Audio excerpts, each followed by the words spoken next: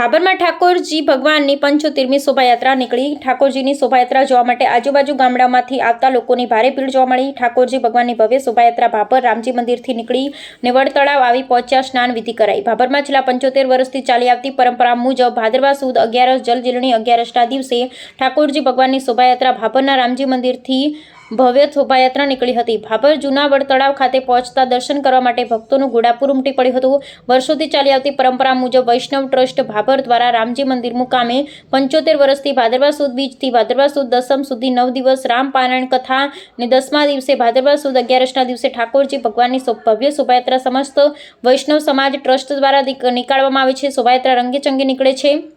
શોભાયાત્રામાં નાના બાળકો દ્વારા વેશભૂષા ધારણ કરવામાં આવે છે। તેમજ આ વખતે સિંદૂરની થીમ પણ આકર્ષણનું કેન્દ્ર બની હતી।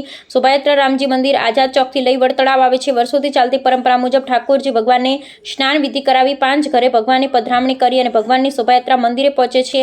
આ શોભાયાત્રામાં મોટા પ્રમાણમાં લોકો જોડાયા હતા। અહેવાલ ગોપાલ કે પૂજારા, ભાભર, બનાસકાંઠા। ચાલતી પરંપરા મુજબ શ્રી વૈષ્ણવ ટ્રસ્ટ ભાભર તરફથી રામજી મંદિર 76 વર્ષથી રામ પારાયણ ભાદરવા સુદ બીજથી ભાદરવા સુદ દસમ સુધી 9 દિવસ ચાલે છે અને 10મા દિવસે ભાદરવા સુદ 11ના દિવસે જીલણા એકાદશીના દિવસે ઠાકોરજીની શોભાયાત્રા જીલણી 11ની તળાવ કાંઠે વડ તળાવ સુધી આવે છે અને ખૂબ જ મોટા અને સારા માહોલમાં આ રથયાત્રામાં લોકો જોડાય છે અને ખૂબ જ લાભ લે છે અને પછી ઠાકોરજી 5 ઘરોમાં પધરામણી કરી અને રાત્રે 8 સાડા 8 વાગે નિજ મંદિર પધારે છે। આ ઉત્સવ આ ગામ માટે વૈષ્ણવ સમાજ માટે ખૂબ જ ઉત્સાહપૂર્વક અને સારી રીતે ધાર્મિક રીતે ઉજવાય છે। જય સિયારામ। ભાભર ખાતે વર્ષોથી ચાલી આવતી પરંપરા મુજબ ઠાકોરજી ભગવાનની 75મી ભવ્ય શોભાયાત્રા નીકળી હતી।